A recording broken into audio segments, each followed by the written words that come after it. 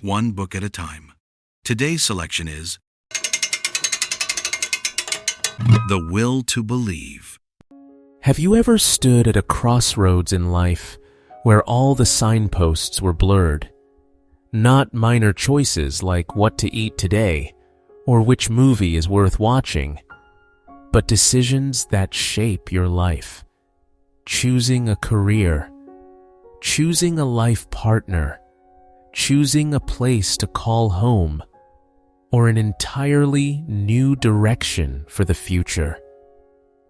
Decisions for which you long for a formula, an algorithm, a piece of concrete scientific evidence to tell you which path is the right one. But what if science, logic, and your reason are completely silent?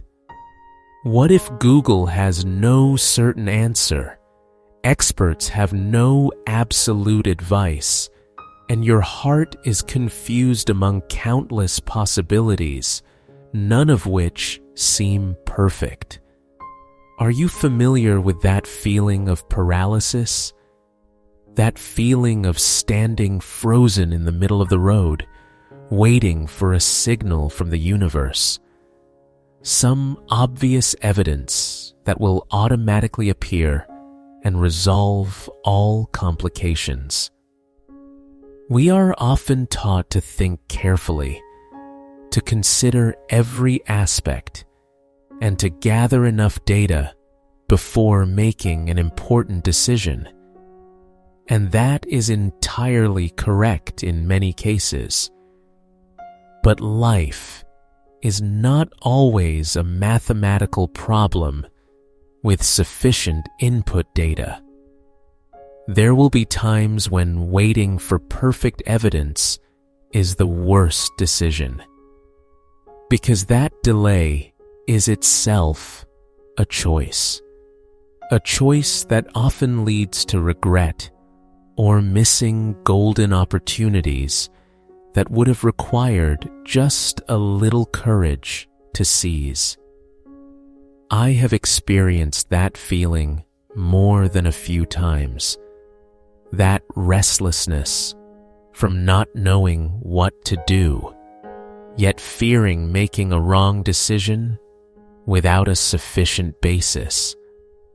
Like a ship trapped in thick fog, afraid to weigh anchor for fear of hitting hidden rocks, but forgetting that standing still in the middle of the ocean also carries other risks. And this is where the book we are about to explore today, The Will to Believe, by the great philosopher William James, enters the play. Just hearing the name feels like something of a paradox, doesn't it? The will to believe, not the reason to believe, not the evidence to believe, but the will. William James does not teach us to become gullible people who believe blindly. Not at all. He justifies a deeper aspect of being human, the right to believe, the right to make a choice, not because it has been proven absolutely scientifically correct, but because that belief is of essential value to our lives, to what we want to become, and to what we want to create. In situations where reason is silent and logical evidence cannot provide a conclusion, James argues that the act of choosing to believe or not to believe is in itself an acceptable, even necessary, action. He challenges the view that we should only believe in what has been proven, and opens the door to a completely new perspective on how we face uncertainty. Join me as we delve into this powerful thought to see if the will to believe is the key to opening new paths when all logic reaches a dead end. Chapter 1: Living and Dead Hypotheses. Let's begin with the first concept, the living hypothesis. In life, we are constantly faced with myriad choices, ranging from trivial matters like what to eat to monumental decisions such as which career to pursue or what to believe in. James defines a living hypothesis as an option or belief that holds a genuine appeal to us as individuals. It is a possibility that you can visualize yourself adopting or acting upon in reality. This hypothesis does not have to be something you believe instantly, but it must evoke an urge, curiosity, or at least serious consideration. Imagine standing before two paths, one leading to computer science and the other to graphic design. If you feel attracted to both and see potential success in either, these are living hypotheses for you. They exist based on your cultural environment, education, and personal experiences, creating a foundation for your mind to be receptive. Conversely, we have the dead hypothesis. These are options that evoke absolutely no interest or possibility of action. They appear absurd, unacceptable, or too far removed from your existing belief system. If someone pointed to a dense thicket and claimed it was the path to the center of the earth, or asked you to believe that 1 + 1 = 3, you would dismiss it immediately. These are dead hypotheses because they defy all your basic logic and knowledge.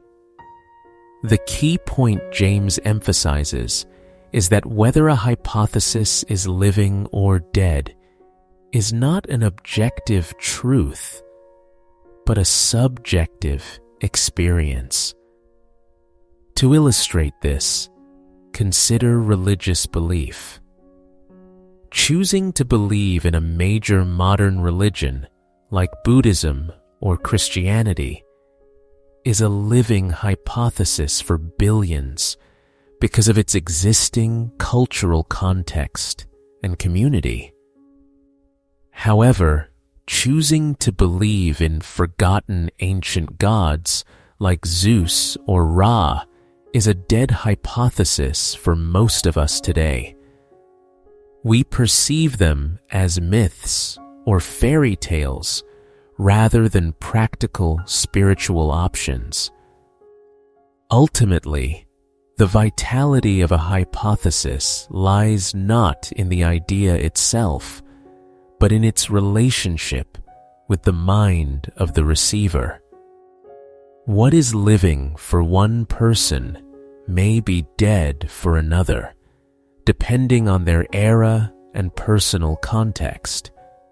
Distinguishing between these two is the essential foundation for William James's argument on the will to believe, where he explores why we can believe in something even when reason cannot yet provide absolute evidence. I hope this chapter has given you a clearer view of how we categorize life's choices. Are you currently facing any living hypotheses of your own? Please share your thoughts in the comments.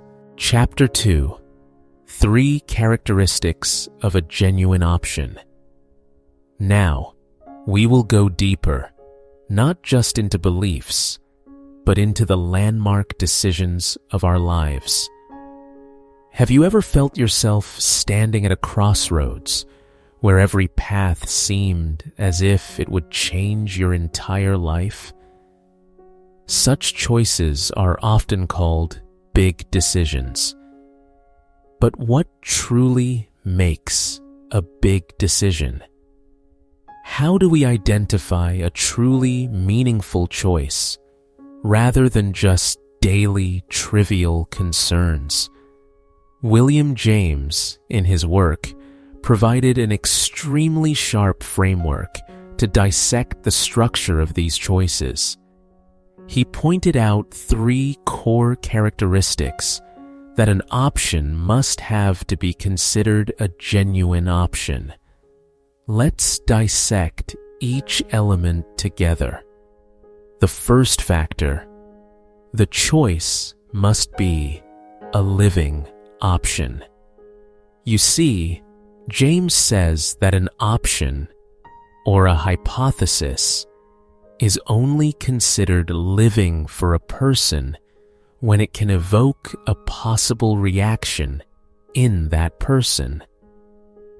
In other words, it must touch upon what you already believe, have experienced, or what you are capable of believing. Think about it. If I propose that you believe in, well, that drinking orange juice every morning would turn you into a superhero. It sounds crazy, doesn't it? That is a dead hypothesis. It has no foothold in your belief system, logic, or experience. You simply cannot believe it, and it creates no motivation for you to consider it. You cannot force yourself to believe in something completely alien to yourself. But if I said, "Do you believe that learning a new language could open up unexpected career opportunities?" This is different. It is much more alive because it touches your desire for self-development and your longing for success. It fits with what you have seen, known, or at least feels plausible to you. This is the crucial point.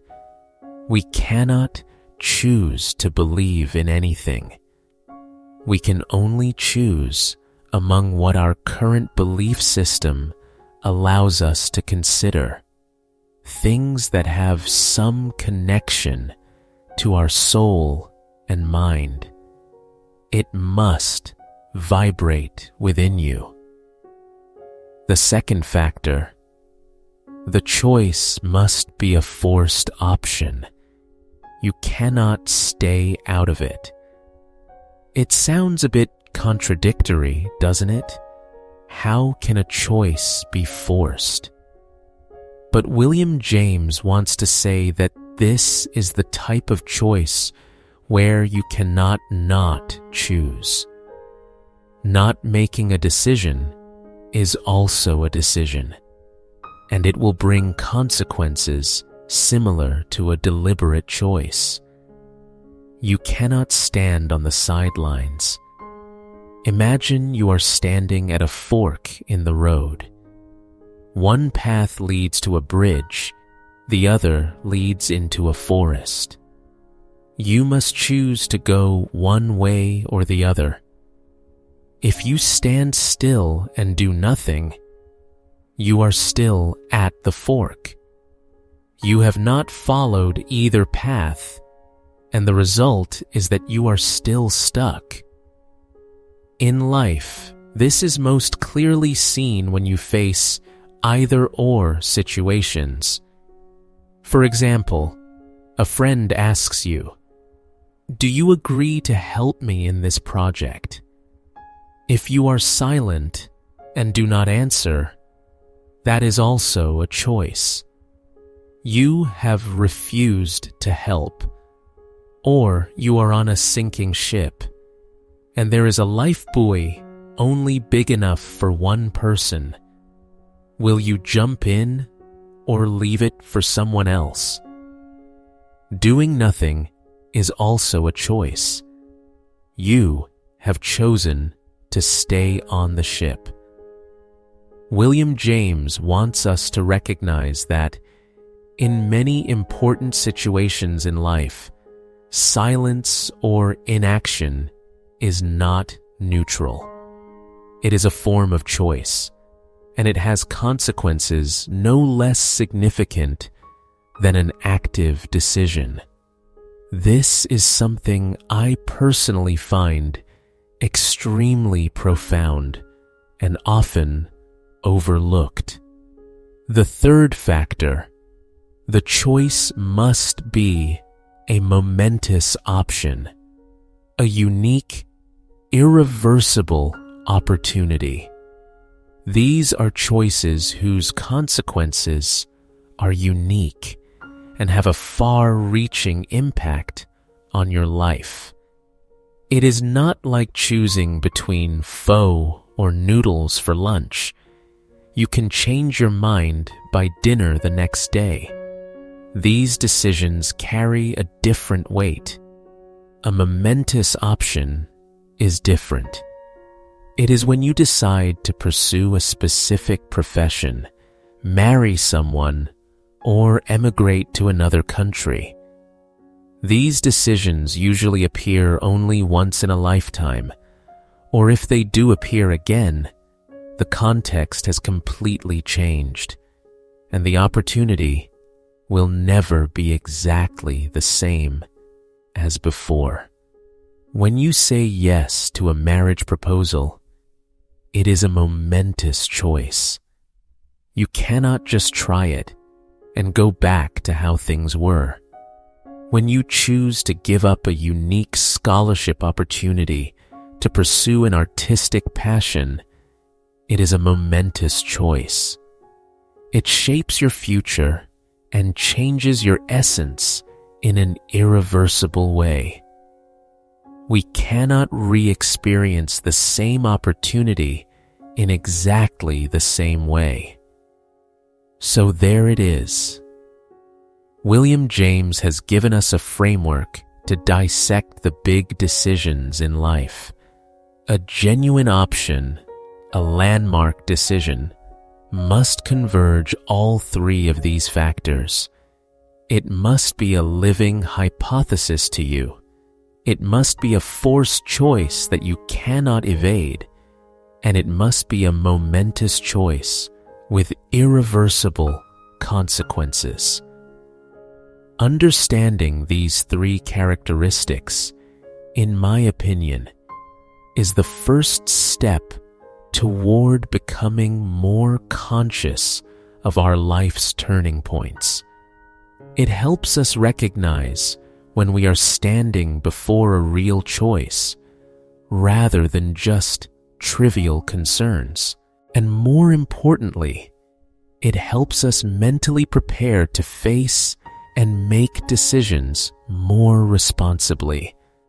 In the next chapter, we will delve deeper into why William James emphasizes the importance of choosing to believe, even when evidence is not yet clear, especially when we face choices as living, forced, and momentous as these. Chapter 3: The Trap of Skepticism.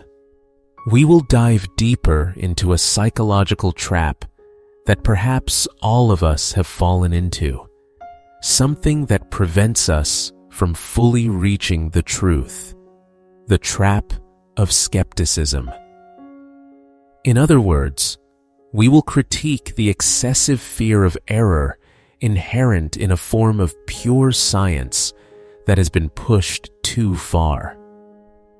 William James is not saying science is bad.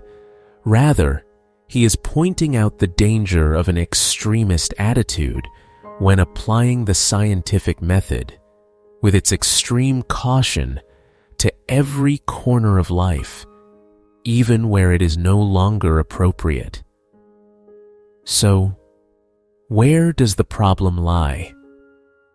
James points out that our intellect operates under two supreme commands, like two commanders always issuing different requests, but both aiming for the ultimate goal of truth.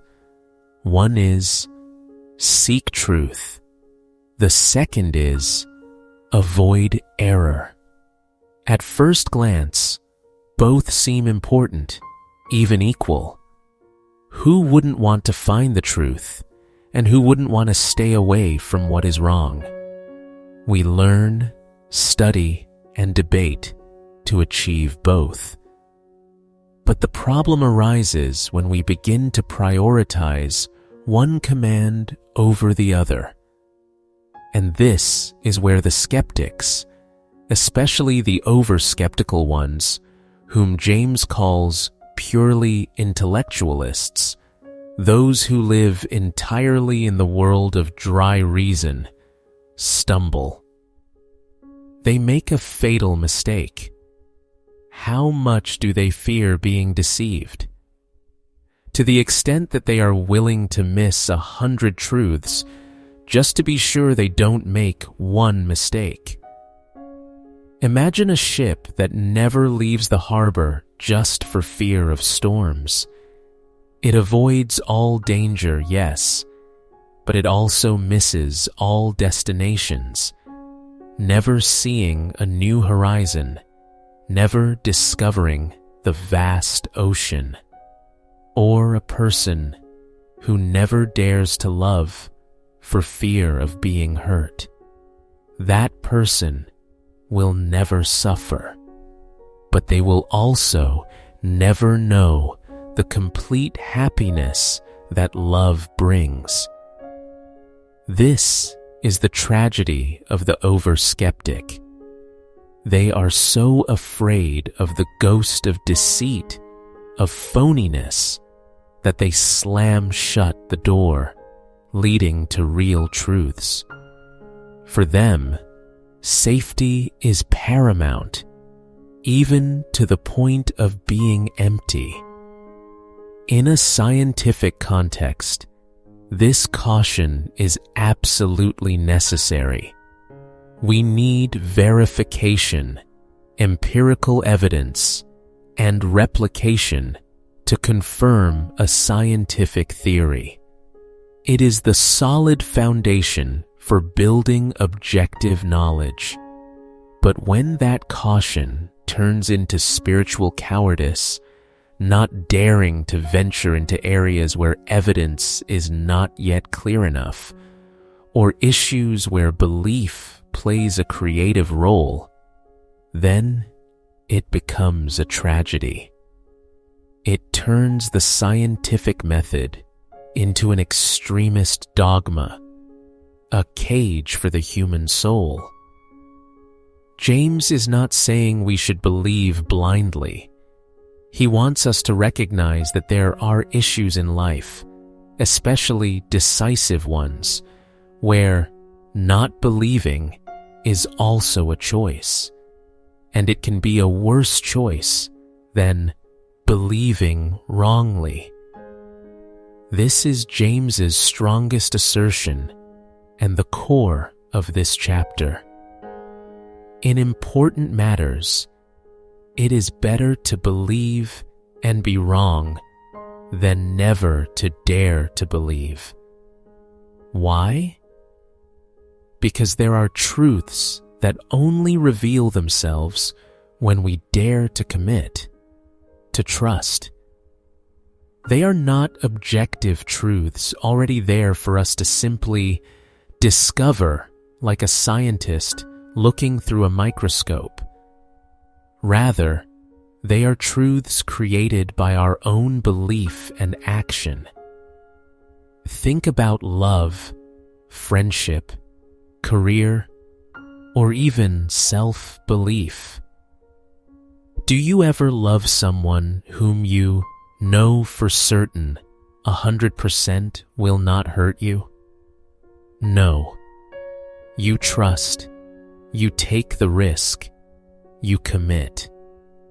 And it is that trust, that commitment, that allows a real relationship to form and grow. If you only stand outside observing, waiting for undeniable proof that the other person is perfect, you will be forever lonely. Similarly, in a career or pursuing a dream, if we only wait for undeniable evidence before acting, before believing in our own abilities, we will forever stand still, missing golden opportunities to discover the depths of life and our own selves. Excessive skepticism turns us into outsiders, safe but empty, lonely but free of error. Thus, the trap of skepticism is not that it is wrong in seeking truth, but that it makes us so afraid of error that we dare not act, dare not believe, and ultimately miss the very truth we have been searching for. William James does not encourage us to believe the absurd. He only invites us once more to think about the value of belief in situations where choice is inevitable and where delay is also a form of choice. And it is a challenging invitation that we will continue to explore in the next chapter, to see if there are types of truth that can only be discovered through our will to believe. Chapter 4. When the heart precedes reason. Have you ever wondered why there are decisions we make where, even though logic tells us one thing, our heart wants another? Or why we cling to values and beliefs that seem impossible to prove with any mathematical formula or scientific experiment?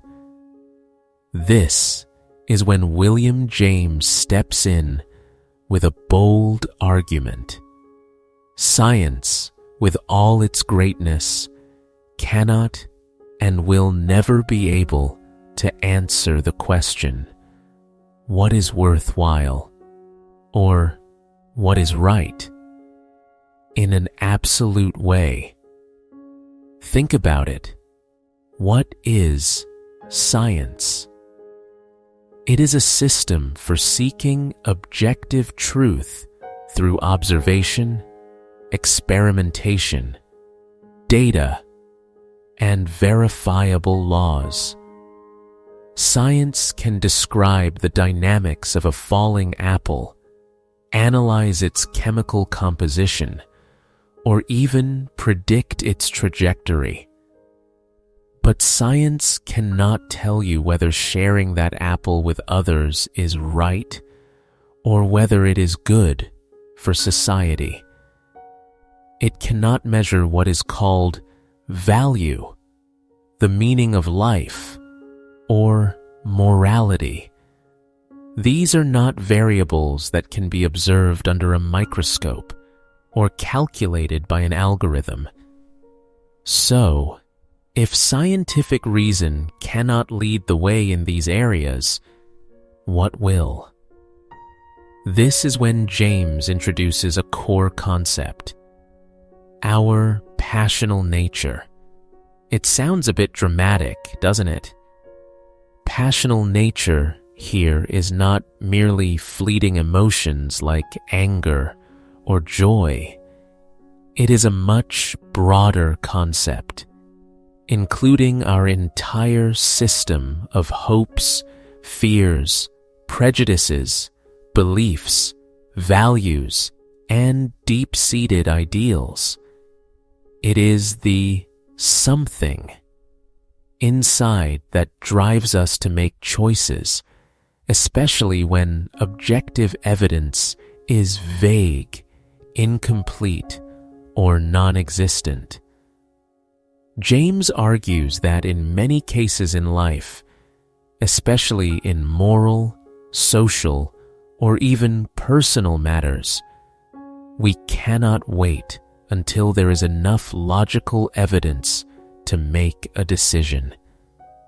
If we do so, we will stand still forever. It is this passional nature that plays a key role, filling the void that reason cannot reach.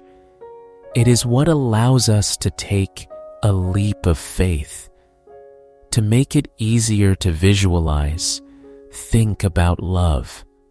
This is a classic illustration that James often mentions. Do you ever sit down and make a list of pros and cons of a person to decide whether to love them? Well, this person has an 8-10 score for personality, 7-10 for appearance, 9-10 for career. So I should love this person. It sounds ridiculous, doesn't it? Love rarely, if ever, begins with a rigorous logical analysis. Instead, it is usually a feeling, a vibration, an intuition, a hope for something good. We choose to trust, choose to commit, choose to love someone before there is enough evidence as to whether the relationship will succeed, whether the other person is truly perfect, or whether we will be happy forever. Evidence of harmony, happiness, or a bright future usually only comes afterwards as a result of our initial decision to love and commit. It is our belief and will that create the conditions for that evidence to appear. If you never dare to trust and love, you will never have the opportunity to experience the evidence of a beautiful love. Similarly, in moral issues, there is no mathematical formula that can prove why compassion is a good value, or why standing up for the weak is the right thing to do. We choose to believe in it. We will to act accordingly. These values are not truths discovered objectively like the law of gravity. They are choices made by our passional nature, and we live by them to create a world we believe is worth living in. And here is an extremely important point. Sometimes our belief, a belief driven by our passional nature, is the prerequisite for creating the truth we desire. If you believe you can succeed and you act on that belief, you increase the chance of making it a reality. If you believe a relationship can be good and you commit to it, you contribute to building that goodness. William James is reminding us that humans are not just dry, logical machines. We are creatures of emotion, of aspiration, of will. And where reason stops, our heart and will begin the journey. This is a powerful reminder that sometimes placing trust and acting on intuition, on deep values within us, is not only reasonable, but also necessary to live a full and meaningful life. We will continue to explore other corners of the will to believe and see how James applies this philosophy to other areas of life in the following chapters. Chapter 5: Belief creates reality. In this chapter, we will delve into an extremely fascinating and highly applicable aspect of William James's The Will to Believe, the mechanism of the self-fulfilling prophecy in social relationships. This is the content of Chapter 5 that I want to share with you. Belief creates reality. Think about it. In this life, how many times do we limit ourselves, painting a negative picture of a relationship, only for that picture to eventually become true? James wants us to understand that our beliefs are not just a reflection of reality, but also a tool to create that reality, especially in human-to-human interactions. Consider a very familiar situation. You meet someone new and you want them to like you. You want to connect with them. Suppose you approach this situation with a default belief that they won't like me. I'm not interesting enough, not attractive enough. What will happen? When you carry that belief, your behavior will automatically change. You might become timid, less talkative, avoid eye contact, or even show coldness and indifference to hide your anxiety. Inadvertently, you are building an invisible wall. And the other person, sensing these signals, might misunderstand that you are not interested, you are unapproachable, or you don't want to interact. As a result, they may also become distant, and then your initial belief, they won't like me, is reinforced. This is a negative self-fulfilling prophecy. But William James would ask, what would happen if you chose to believe that they could like you, that you have interesting things to share, that you deserve to be liked? Immediately, your attitude would change 180 degrees. You would be more proactive in communication. Your gaze would be more open and confident. Your smile would be more genuine. You would show sincere interest in what they say, ask open-ended questions, and share your stories naturally. These small actions, stemming from your initial belief, create a positive response from the other person. They feel heard, respected, and sense positive energy from you. And then, the likelihood of them liking you and wanting to connect with you increases significantly. Do you see? Your belief about the possibility of another person liking you is not just a thought. It is a force that shapes how you behave, and that behavior directly affects how others react to you. Now let's expand the perspective to a larger context. Teamwork, a joint project, or even a sports team. Cooperation is only truly successful when everyone trusts their teammates, believing in their competence and goodwill.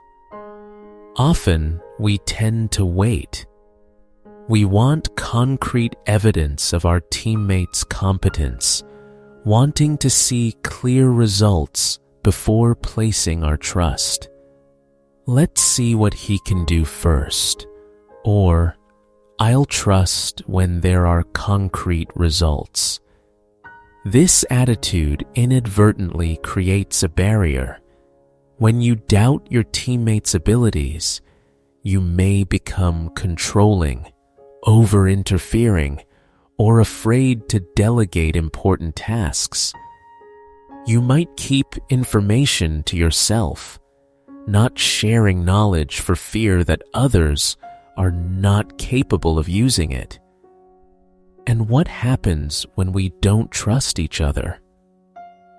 Teammates feel monitored, undervalued, and disempowered.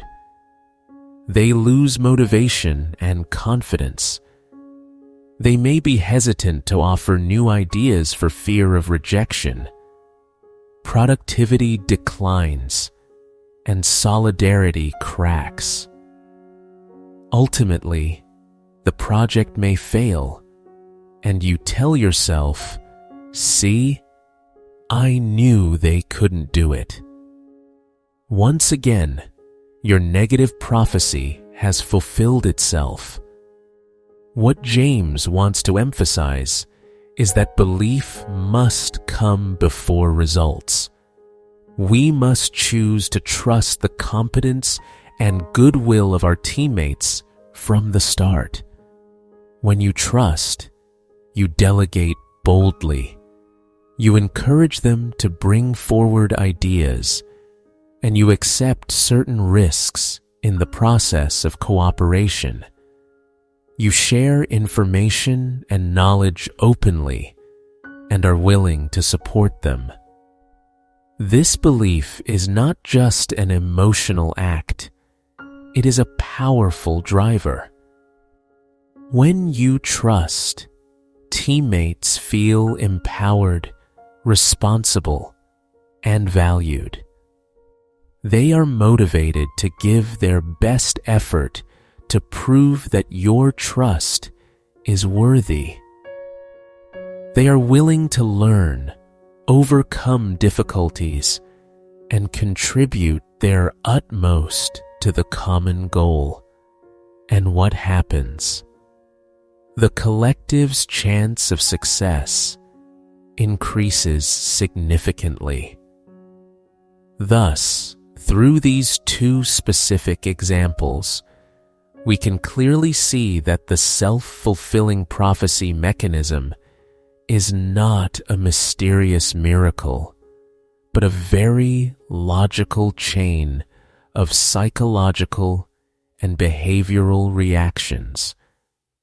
Our beliefs about others, about a relationship, or about a situation directly shape how we behave, and those behaviors create reactions from the other party, thereby constructing the reality we experience.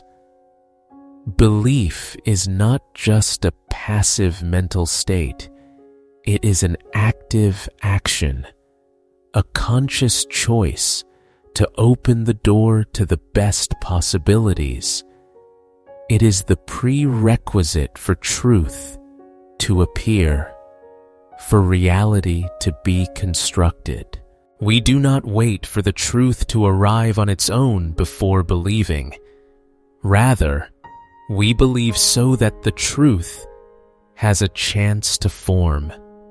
In social relationships, this means we have the power to create positive interactions, deep connections, and mutual success simply by choosing to place trust in the competence and goodwill of others and in ourselves.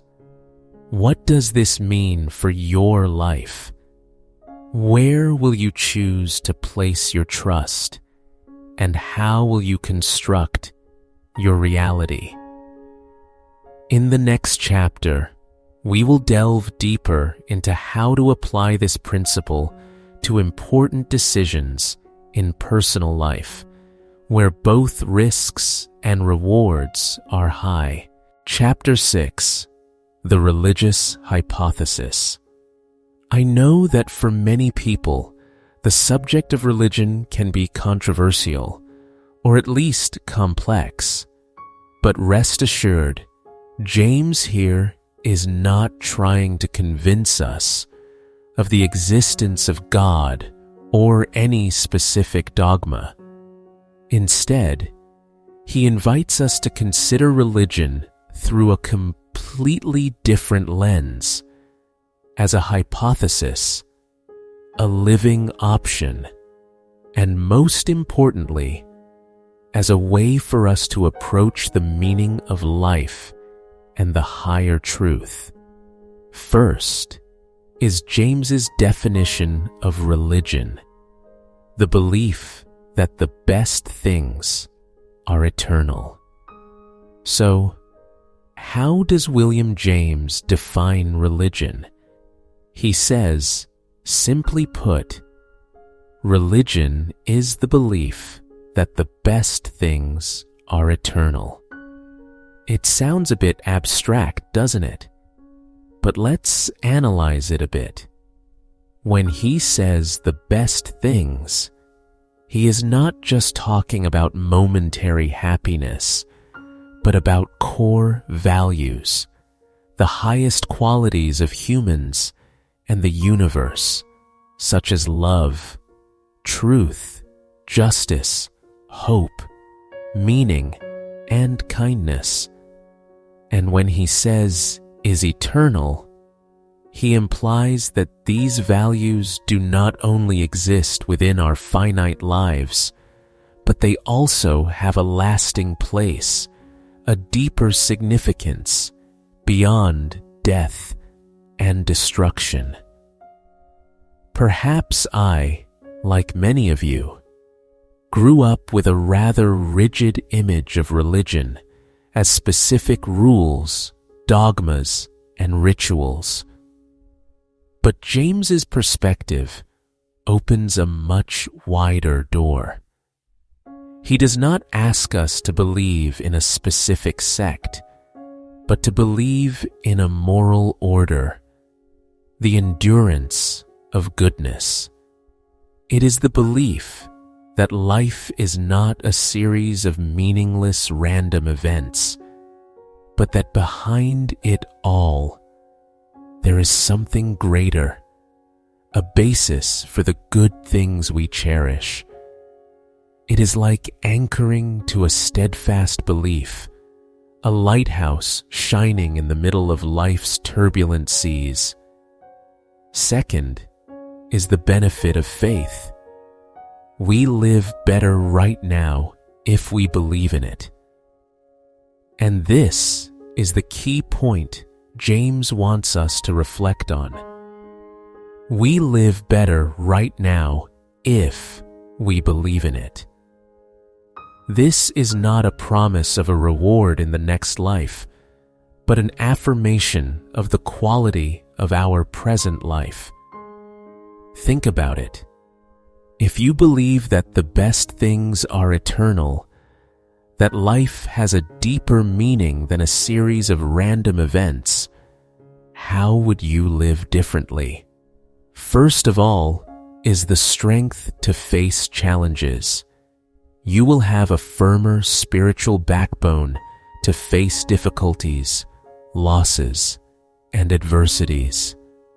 Belief in a higher order, whatever it may be, can bring comfort and hope, helping you not to easily collapse in the face of despair. Next is life's purpose. You will feel your life has a clearer purpose. If your actions, your kindness, and your dedication are not just grains of sand in the desert, but part of something eternal that will provide you with more motivation to live more meaningfully and do better things. Finally, there is inner peace. Anxiety about death, about the impermanence of all things, can exhaust us. The belief that there is something beyond finitude can bring a sense of inner peace, reducing fear and insecurity. I often think about the times when life threw great challenges at me, moments when everything seemed to fall apart, In those times, even though I am not a follower of any specific religion, I still found myself clinging to a vague but powerful belief that there is a meaning behind it all, that the things I cherish will not completely disappear. And it was that belief, however small, that helped me get up and move forward. James wants us to realize that even when evidence is not yet clear, choosing to believe can be a powerful driver, helping us construct a better, more meaningful life right here and now. And the third point is the risk. If we refuse to believe until there is evidence, we cut ourselves off from the opportunity to access spiritual truth. This is something James wants to emphasize, an argument that might be shocking to pure rationalists. He said, if we refuse to believe until there is full evidence, we will cut ourselves off from the chance to access spiritual truth. Why is that? James argues that spiritual truths about the meaning of life and the noble nature of the universe, are not truths that can be proven by traditional scientific methods such as objective observation, experimentation, and providing undeniable evidence. They are living truths, practical truths that can only be experienced and confirmed through personal commitment, through a leap of faith. Think about friendship. You cannot prove that someone is a good friend to you through scientific analysis. You have to trust, open your heart, and commit to that relationship. If you keep standing at a distance, demanding evidence of their loyalty and kindness before you decide to trust, you will never have a true friendship. That relationship requires an initial risk-taking, a belief in the possibility of a good connection. Similarly, James argues that for religious truth, demanding evidence before believing is like refusing to participate in a game until you are certain you will win. You will never have the opportunity to experience that game, never have the chance to feel the joy or lessons it brings. You might miss an entirely new dimension of life, a dimension that only those who dare to believe can access. This especially resonates with me. In our world, where everything is required to have concrete evidence, we risk becoming so skeptical that we are no longer capable of believing in anything beyond what can be measured. James reminds us that sometimes belief is not the end point, but the starting point for exploring the deepest truths about ourselves and the universe. It is the door to experiences that absolute skepticism will forever keep shut. In summary, in the religious hypothesis, William James is not trying to convince us to become believers. He is simply inviting us to consider that belief in the best things being eternal can be a valuable living option, a choice that brings meaning and motivation to our current life, and that sometimes refusing to choose to believe because of a lack of evidence may be the very act of refusing the opportunity to discover life's deepest truths. This is the essence of the will to believe that James wants to convey. It is a courageous invitation to choose to believe in things that can make our lives richer and more meaningful, even when we do not yet have all the evidence that reason demands. Chapter 7: Freedom and Tolerance.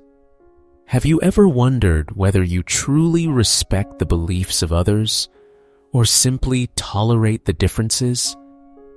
James brings us to a space where choosing a belief is not just a right, but an integral part of being human. And the foundation for that respect is the understanding that no one holds the absolute and unique truth. It sounds obvious, but in reality, we often forget this. William James doesn't hesitate to point out a fundamental truth. None of us, whether the most brilliant scientist, the most erudite philosopher, or the most enlightened spiritual master, can hold the entirety of absolute and unique truth. Think of truth as a giant mountain. Each of us stands in a different position, seeing a different part of that mountain. Those standing to the east see the glorious sunrise.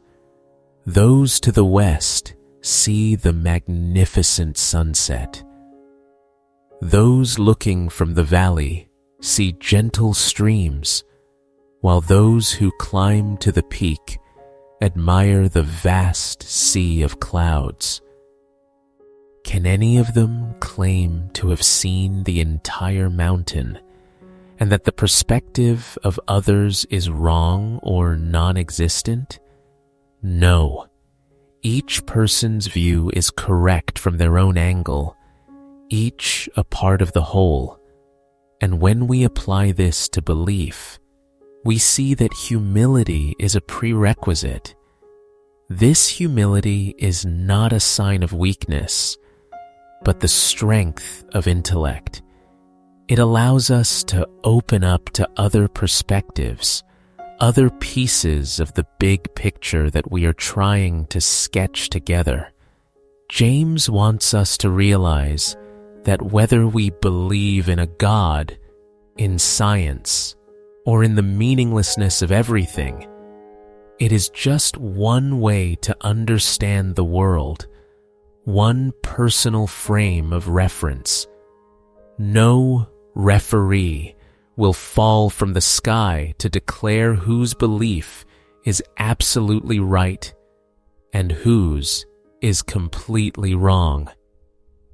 Recognizing the limits of our own perception is the first step toward opening our hearts to the diverse world of beliefs around us. The next point is accepting diversity, because everyone has their own living hypothesis. This is when we dive into a key concept of James, the living hypothesis. He believes that each person's belief is not merely the result of logic and evidence.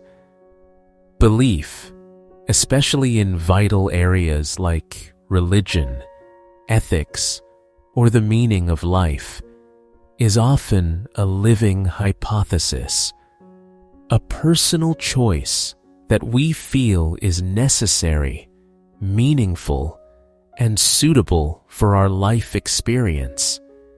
It is not just a cold, rational thought, but a combination of reason, emotion, personal experience, cultural environment, education, and the deepest needs of the soul. A living hypothesis is something we can believe in, that we find fits our lives, and has the potential to shape our actions and bring meaning to our existence. Imagine two friends facing a great loss. One finds comfort in religious belief, believing in rebirth or another world where they will meet their loved one again. For them, it is a living hypothesis that brings hope and strength to continue. The other chooses to face the pain by seeking meaning in science, in specific actions to help others, or in art. For them, it is also a living hypothesis, a way to confront reality and construct meaning. Both paths are valid living hypotheses. We have no right to undervalue or deny the value of another person's living hypothesis, because we can never fully understand the depth of their experience and inner needs. This diversity is not a problem to be solved, but a rich reality to be celebrated. Each living hypothesis is a private story, a unique journey in search of meaning. Finally, James critiques dogmatism, which is the imposition of belief or atheism on others. So, when we try to impose our beliefs, whether religious, political, or even atheistic, on others, we are practicing dogmatism. Do not misunderstand me. William James does not encourage blind belief, nor does he say that all beliefs have equal value in terms of objective truth. What he emphasizes is the right to choose a belief that has living significance for each individual, especially when pure reason cannot provide a definitive answer. Dogmatism is a form of spiritual violence. It is not just disrespectful. It is an act of distorting and denying another's very own journey for meaning. When we insist that only my way is right and all other ways are wrong, we are slamming the door on dialogue and closing our hearts to the diversity and beauty of human thought. This is true for religious extremists as well as atheistic extremists. An atheist's contempt for another's religious belief is also a form of dogmatism. Conversely, a religious person trying to save a non-believer by forcing them to accept their faith is a similar act of dogmatism. Both extremes violate the basic principles of freedom of choice and tolerance that James upheld.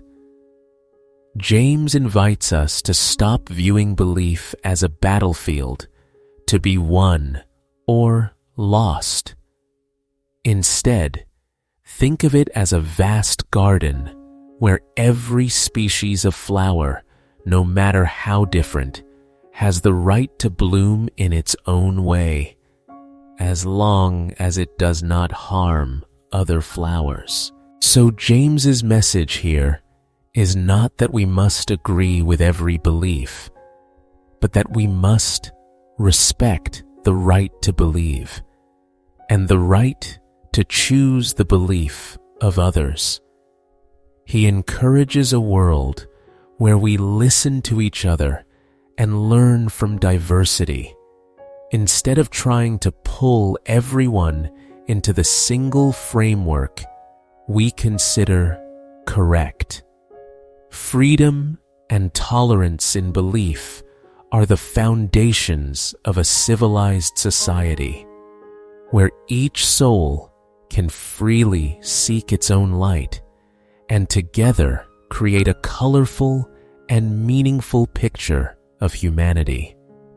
In the next chapter, we will delve deeper into a challenging but equally important aspect: the limits of belief. We will see what James has to say about whether there are any boundaries to our will to believe. Chapter 8: Pragmatism in Action.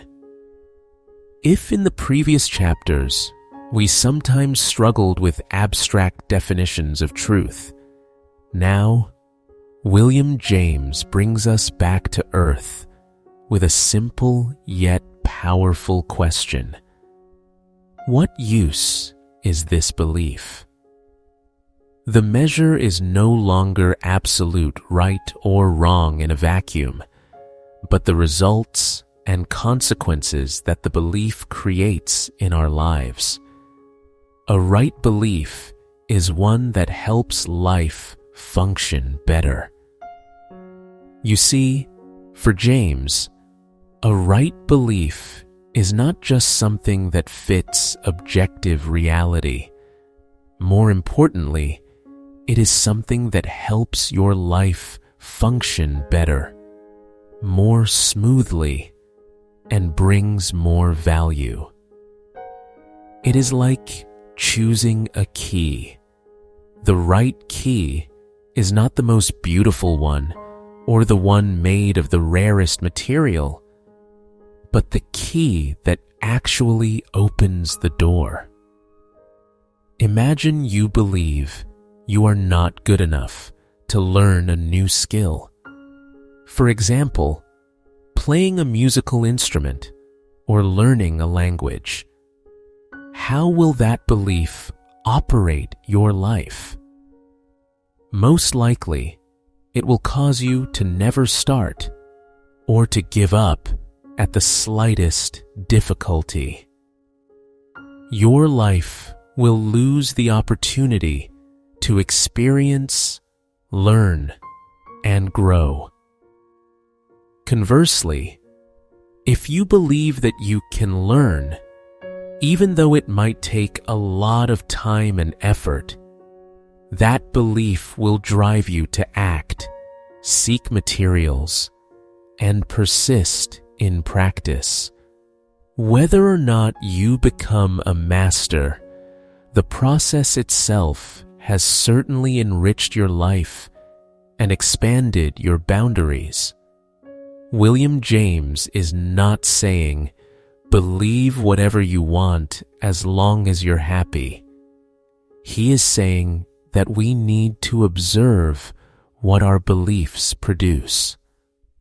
A right belief is a launch pad, not a shackle. It is a source of energy, not paralysis.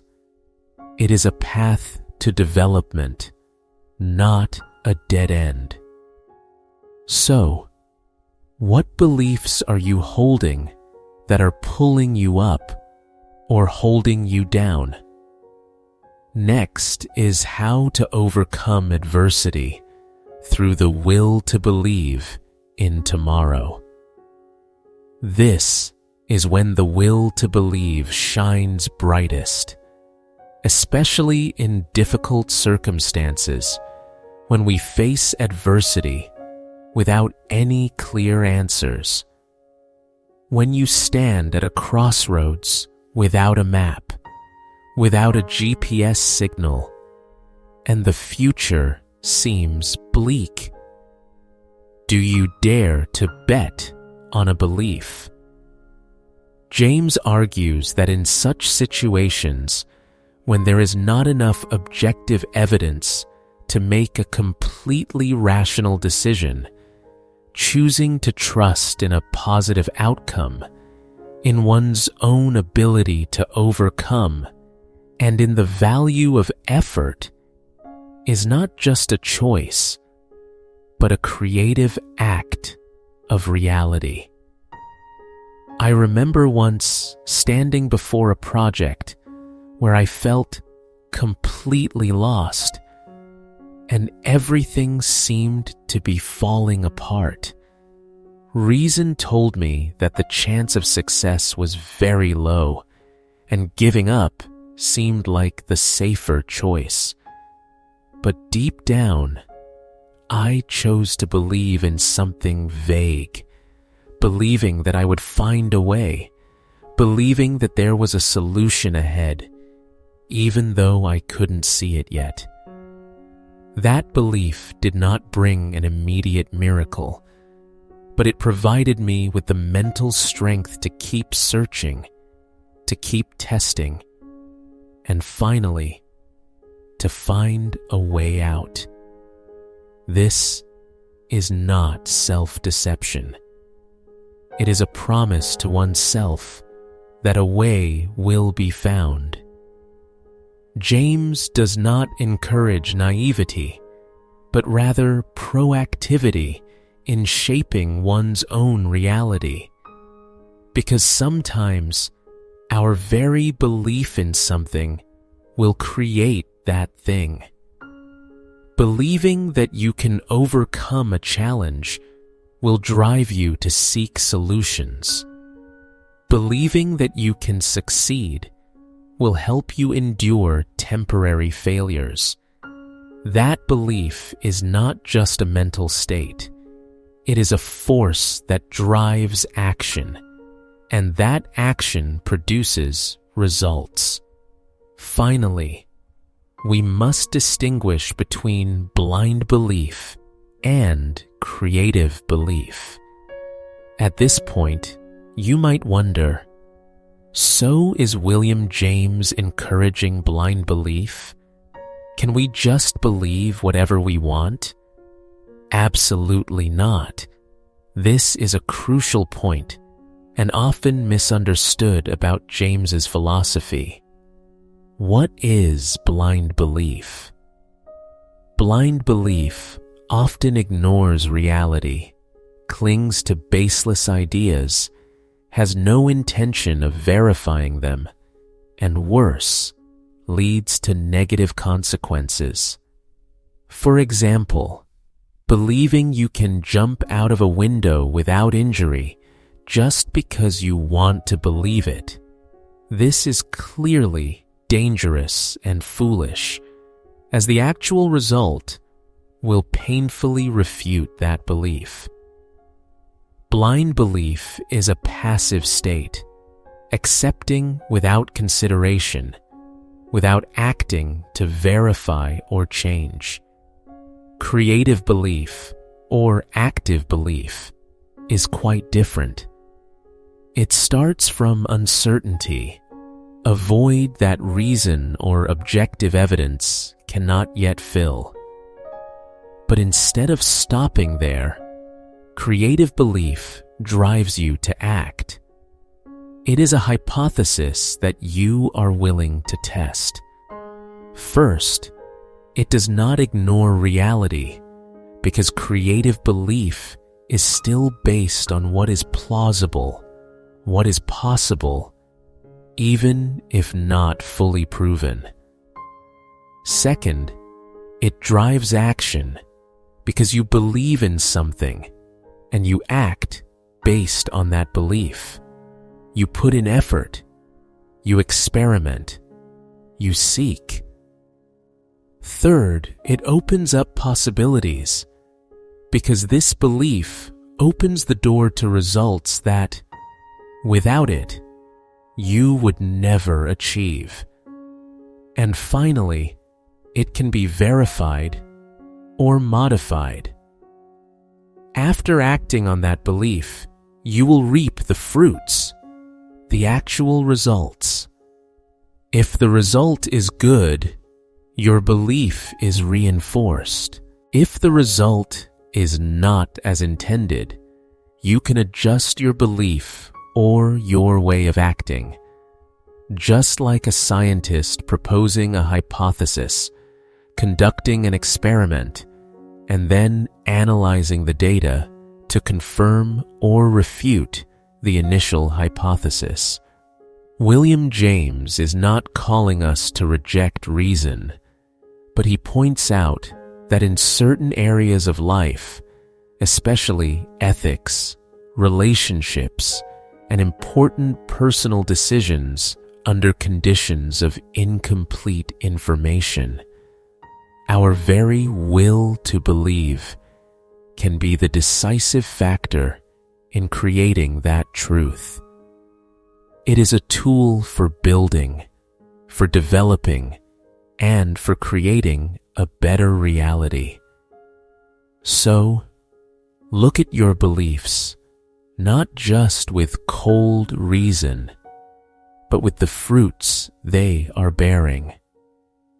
James's Pragmatism invites us to look at which beliefs are nourishing your life, helping you rise and overcome difficulties, and which beliefs are hindering you, keeping you stuck and unable to grow. Take some time to think about that. And in the next chapter, we will delve deeper into the moral boundaries of wanting to believe, and when that will become dangerous. Chapter 9. The Courage to Face Uncertainty. It sounds a bit heavy, doesn't it? But in fact, it is the door that opens to a life full of meaning and courage. Have you ever stood at a crossroads, feeling lost, not knowing which direction to turn because there was not enough information, no guarantee? You procrastinate. You wait for a sign, a piece of evidence, an absolute certainty. If the answer is yes, then you are not alone. It is a natural human instinct to want to minimize risk, to want safety. But William James, with his insight, pointed out a stark truth that few dare to admit. In this life, there are times when you are forced to bet, whether you want to or not. Think about this. Life, in essence, is a forced gamble. It is not like a card game you can choose to sit out and watch others play. You are already in this game from the moment you were born. Every smallest decision, from what career you choose, whom you love, what you believe in, or even your decision to do nothing, all are a bet on an uncertain future. Do you decide to pursue an entrepreneurial dream? That is a gamble. You bet on your ideas, on your own abilities, on an uncertain market. Do you decide to open your heart to a new person, giving them a chance to step into your life? That too is a gamble. You bet on love, on trust, on the possibility that the person will not hurt you. Do you decide to spend time on a new subject, a new skill? You are betting that your efforts will bring some value in the future. However, most of us often delude ourselves into thinking there is an escape from this betting. We think that if we wait long enough, if we collect enough data, if we analyze every possibility, we can find the absolutely safe path. William James calls that an illusion. Because waiting for evidence, choosing to remain in a state of doubt, is also an act of betting. You are not sitting out of the game at all. When you choose not to act, you are betting that delaying is better than moving forward. You are betting that safety in the present or stillness is more important than what you could achieve if you committed yourself. You are betting that withholding belief or not believing in something is safer than taking a risk and trusting. Imagine you are standing before a large door. Behind the door is a great opportunity, but also potential risk. You can choose to open the door and step in, or you can choose to stand still, waiting for someone to tell you what is inside, or waiting for an absolutely safe key to appear. That act of standing still, you are betting that the door will not close forever, betting that the opportunity inside will not disappear, betting that your waiting will not cause you regret. And very often, the cost of waiting, of doubting, is exactly the missed opportunities, the regret, and a life lacking precious experiences. So, if life is a forced gamble, and waiting is also a way of betting, what should we do? This is when our courage speaks up. William James does not call us to believe blindly in everything. He does not say we should discard reason. What he wants to say is, be courageous in choosing beliefs that bring you strength. That belief must be a catalyst for you to move forward, to act, to explore. It is not a belief based on the denial of reality, but a belief that opens up possibilities. For example, believing that I can learn and grow from every mistake. This belief will help you face challenges and not fear failure. Or believing that every person has their own value and deserves to be loved. This belief will help you be more open in relationships, despite the hurts that may occur. Or believing that today's difficulties are opportunities for me to become stronger tomorrow. This belief will give you the resilience to overcome adversity instead of collapsing. Conversely, consider the beliefs that weaken you. I'm not good enough. Everything will fail, or no one cares about me. These beliefs are not caution. They are invisible shackles keeping you in a false comfort zone, preventing you from engaging with life. They are the bets you place on helplessness, and sadly, they often come true because they prevent you from acting to change. I myself have experienced many moments of hesitation, standing before choices without any evidence to guarantee success. There were times when belief in my own ability, in a better vision, was the only lighthouse in the dark night of uncertainty. And it was those beliefs that gave me the motivation to walk, to experiment, to take risks. And thanks to that, I am where I am today. So, what is the final message that William James and I want to send you in this chapter? It is a call to courage. Courage is not the absence of fear, but the daring to act in spite of fear and uncertainty. Be courageous in choosing a belief, not because it has been proven, but because it has the potential to create a better future for you. Choose the belief that expands your world, not shrinks it. Bet on what can make you grow, even if it is a risky gamble. Do not let your life pass by in waiting for a certainty that never comes.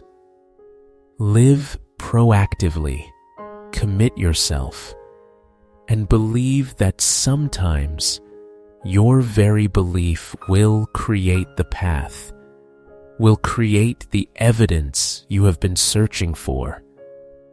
Because the courage to believe when everything is still murky, that is the very first brick to build extraordinary things.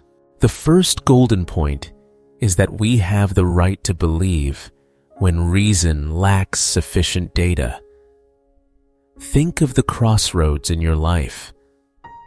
Those times when you face a major decision, a relationship, a career path, or even belief in something metaphysical.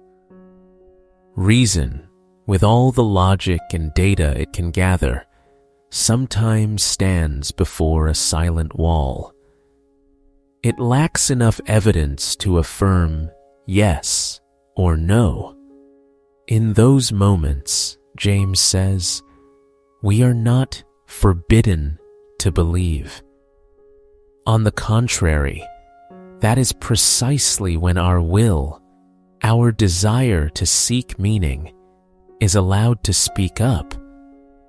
It is not about blindly believing in the irrational, but a proactive choice, a philosophical freedom to fill in the gaps that reason cannot yet reach. This is trust in living options, things we can believe in and that have meaning for us.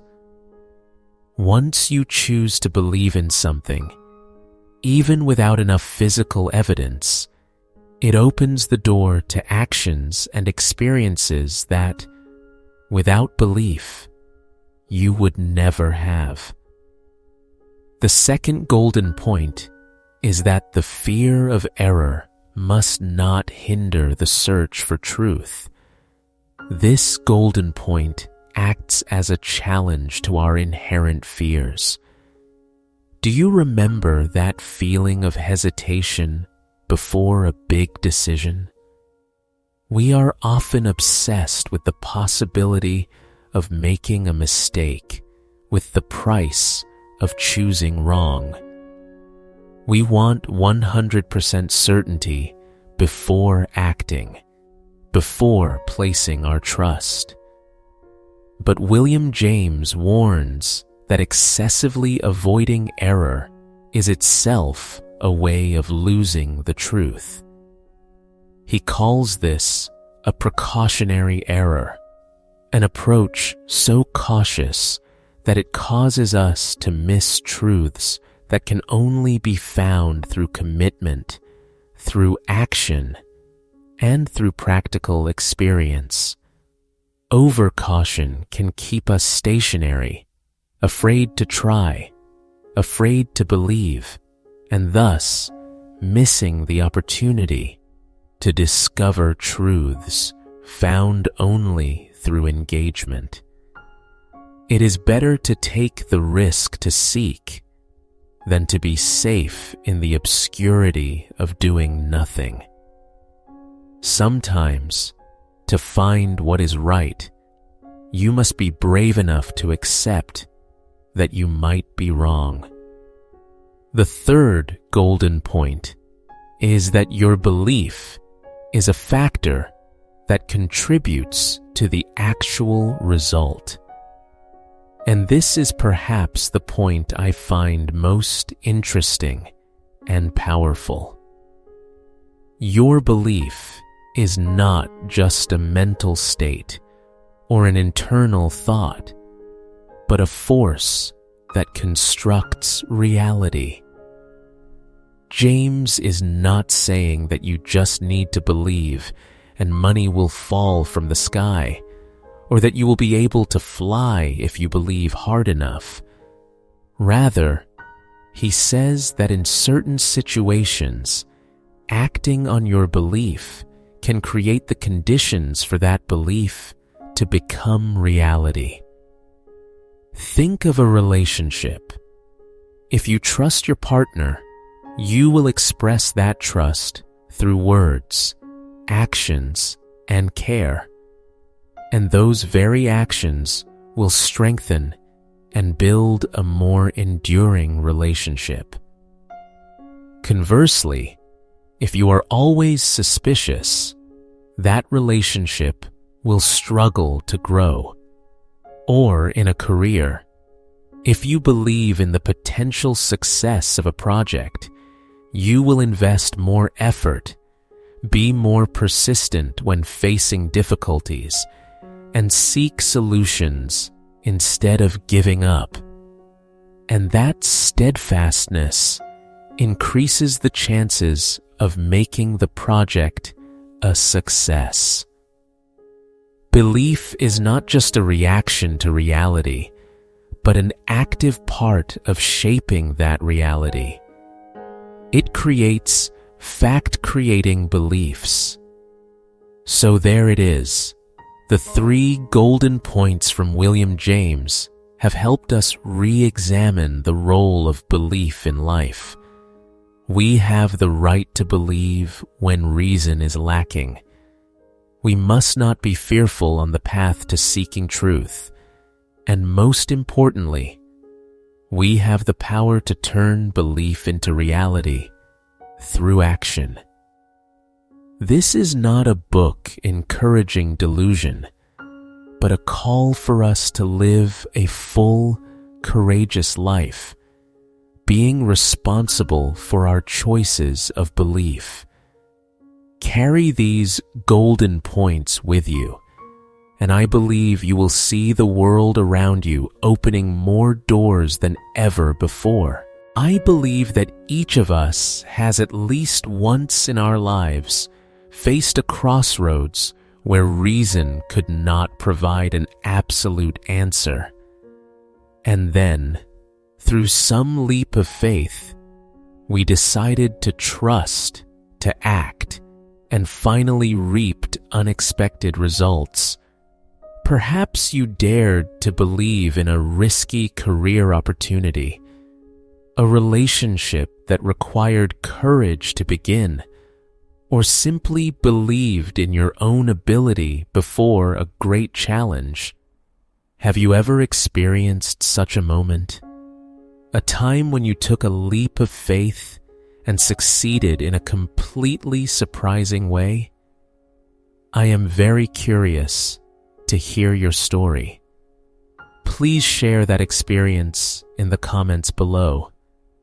Sometimes, our own real-life stories are the most powerful evidence for the power of will and belief, and we can inspire each other greatly. And if explorations into human psychology, applied philosophy, or new ways of looking at life through a lens like the will to believe interest you, then do not hesitate to click the subscribe button on this channel right now so you do not miss upcoming videos. Together, we will delve into classic works and breakthrough ideas to find intellectual tools that help in daily life. Join me in building a community of people who never stop learning and thinking critically. Thank you for spending your valuable time exploring William James with me. Remember that sometimes belief is not something we find, but something we create. Believe in your abilities and dare to take the necessary leaps of faith. See you in the next videos.